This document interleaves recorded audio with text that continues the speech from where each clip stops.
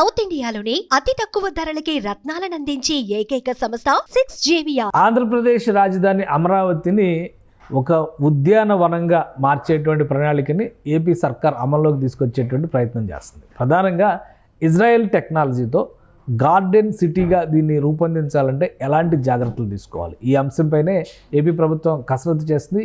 ఈ నేపథ్యంలో 2 రకాల విదేశీ నిపుణుల బృందాలు అమరావతిలో ప్రస్తుతం పర్యటనలు జరుపుతున్నాయి. వాళ్ళు ఎవరు, ఏంటి ఆ విశేషాలు తెలుసుకునే ప్రయత్నం చేద్దాం. సో ఇందులో మొదటి అంశం, ముఖ్యమైనటువంటి అంశం ఏంటంటే రైతులకి అదనపు ఆదాయాన్ని తీసుకురావాలంటే ఎలాంటి జాగ్రత్తలు తీసుకోవాలి. ఈ క్రమంలోనే రైతు సాధికార సంస్థకు చెందినటువంటి కేంద్రాలని యూరోపియన్ శాస్త్రవేత్తలు, యూరోపియన్ ఫార్మర్స్ మార్కెటింగ్ టెక్నాలజీకి సంబంధించినటువంటి నిపుణుల బృందం పర్యటించింది. అమరావతిలో ఉన్నటువంటి ప్రస్తుతం ఉన్న ఉద్యానవనాలు, ముఖ్యంగా తోటలు, పంటలకు సంబంధించి తోట పంటలకు సంబంధించినటువంటి విభాగాల్ని ఈ శాస్త్రవేత్తల బృందం పరిశీలించింది. వీళ్ళందరూ కూడా యూరప్ నుంచి వచ్చారు. ఇక రెండవ బృందం వచ్చేసి ఇంటర్నేషనల్ గార్డెన్ సెంటర్గా చెప్పేటువంటి ఇజ్రాయిలీ టెక్నాలజీని అమలు చేయడం ద్వారా గార్డెన్ ప్లాంట్స్ని, అంటే ముఖ్యంగా పూల మొక్కల నుంచి ఉద్యానవన పంటలను పండించేటువంటి నిపుణుల బృందం కూడా అమరావతిలో పర్యటిస్తుంది. వాళ్ళు Amaravati development corporation MD Lakshmi పార్థసారథితో భేటీ అయ్యారు. ఇజ్రాయేలీ టెక్నాలజీ గురించి చర్చలు జరిపారు. మరోవైపు నుంచి ఆంధ్రప్రదేశ్లో అమలు చేస్తున్నటువంటి న్యాచురల్ ఫార్మింగ్, ప్రకృతి సేద్యానికి సంబంధించినటువంటి అంశాలపైన కూడా అధ్యయనాలు జరుగుతున్నాయి.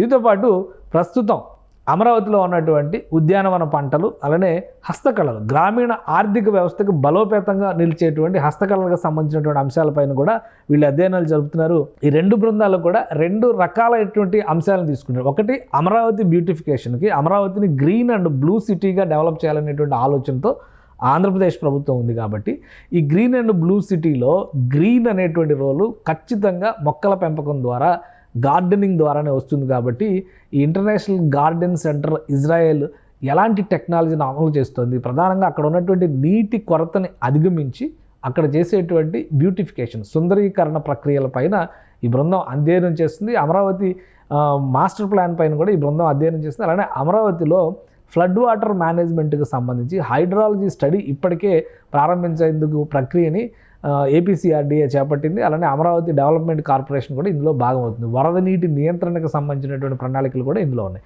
సో ఈ అంశాలన్నింటినీ దృష్టిలో పెట్టుకొని అమరావతిలో గ్రీన్ సిటీగా అమరావతిని డెవలప్ చేయాలంటే ఏం చేయాలనే దానిపైన ఈ 2 బృందాలు అధ్యయనం చేస్తున్నాయి. గతంలో జరిగినటువంటి టెక్నాలజీస్ని దృష్టిలో పెట్టుకొని చూస్తే కనుక మొత్తం టోటల్ మ్యాప్ని అమరావతిది చూస్తే కనుక ఒకవైపు నది, మరోవైపు కాలువలు, ఇంకోవైపు నుంచి సరస్సులు, అంటే ఓ రకంగా చెప్పాలంటే వాగులు, వంకలు అంటాం కదా, అటువంటి శాతమే ఎక్కువగా ఉంది. కాబట్టి ఈ 2 అంశాలను దృష్టిలో పెట్టుకొని ఈ గ్రీనరీని మరింత ఎక్కువగా అమరావతిలో పెంపొందించడానికి ఎలాంటి జాగ్రత్తలు తీసుకోవాలనే అంశాలపైన ఈ శాస్త్రవేత్తల బృందాలు పర్యటన జరిపి ఒక నివేదికని ఇస్తాయి. ఆ నివేదిక ఆధారంగా ముఖ్యంగా గార్డెన్ సెంటర్ ఇవ్వబోయేటువంటి నివేదిక, ఎందుకంటే ఈ గార్డెన్ సెంటర్ ఇచ్చేటువంటి నివేదికలో ప్రకృతి సేద్యంతో పాటు సహజమైనటువంటి ప్రకృతికి మరింత అనుకూలంగా ఉండేటువంటివి ప్లస్ బ్యూటిఫికేషన్ కూడా అనువుగా ఉండేటువంటి మొక్కల పెంపకాన్ని ఏ విధంగా చేయాలి, వాటికి సంబంధించినటువంటి టెక్నాలజీస్ని కూడా ఈ ఇజ్రాయెల్కి సంబంధించినటువంటి శాస్త్రవేత్తలు మన దేశంతో పంచుకునే అవకాశం ఉంది. ముఖ్యంగా అమరావతిలో వీటి డెవలప్మెంట్కి తీసుకోవాల్సినటువంటి జాగ్రత్తలపైన ఒక యాక్షన్ ప్లాన్ని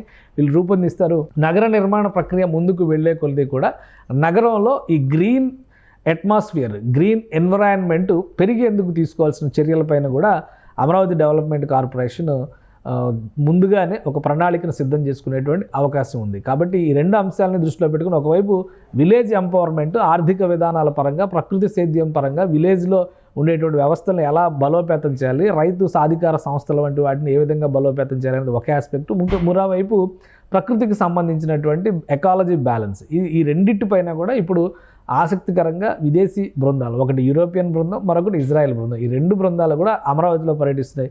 వీళ్ళు ఇచ్చేటువంటి నివేదిక పైన అమరావతిలో గ్రీనరీ భవిష్యత్తు ఆధారపడి ఉంటుంది. సుమన్ టీవీలో మీ పర్సనల్ అండ్ బిజినెస్ ప్రమోషన్స్ కోసం కింది నెంబర్కి కాంటాక్ట్ చేయండి.